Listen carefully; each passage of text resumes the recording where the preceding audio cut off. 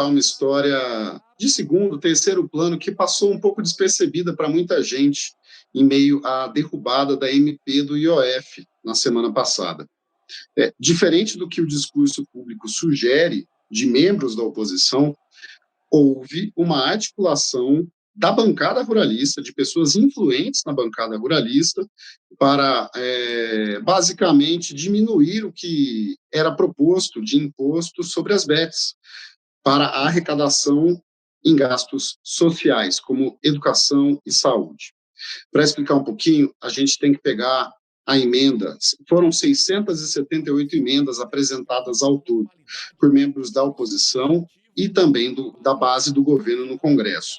Pois bem, em parte dessas emendas havia um texto repetido. Nós identificamos, a partir da nossa apuração, que o vice-líder da bancada ruralista, da Frente Agropecuária, da Frente Parlamentar Agropecuária aqui no Congresso, o deputado Arnaldo Jardim, do Cidadania de São Paulo, ele acabou revelando que ele queria sugerir uma taxação um pouco menor do que aquela proposta originalmente pelo governo. Só lembrando, atualmente, as bets têm que destinar 12% dos seus lucros para gastos com seguridade social, como educação, saúde e mesmo no combate à ludopatia, que é o vício nos jogos. Pois bem, o governo originalmente queria aumentar essa arrecadação para 18%, mas a bancada ruralista se reuniu e acabou sugerindo uma taxação um pouco menor,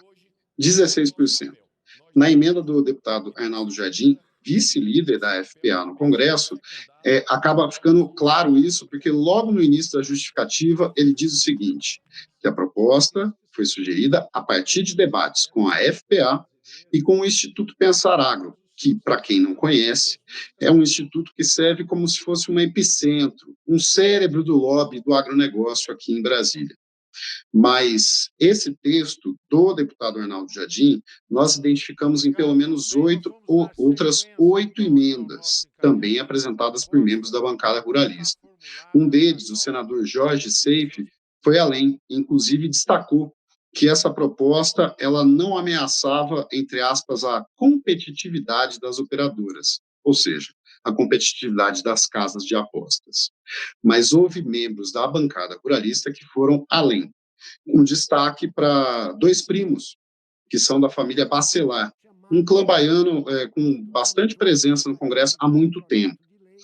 No caso do João Carlos Bacelar, que é do PV da Bahia, ele é mais conhecido como Bacelar, ele, ao invés de querer aumentar qualquer tipo de taxação do lucro das bets para que se fosse gasto com seguridade social, ele sugeriu que não houvesse aumento nenhum, e fosse basicamente mantido os 12% atuais. Mas o seu primo, também chamado de João Carlos Bacelar, foi além. Ele basicamente sugeriu, junto com um deputado chamado Gabriel Mota, eles sugeriam que houvesse um corte na taxação, dos atuais 12% para módicos 3%. No texto desses 2 parlamentares, se repete uma justificativa desse corte da atual taxação, sem qualquer citação de nomes. Eles basicamente dizem que diversas operadoras já manifestaram a intenção de devolver as suas licenças e encerrar as suas atividades no Brasil.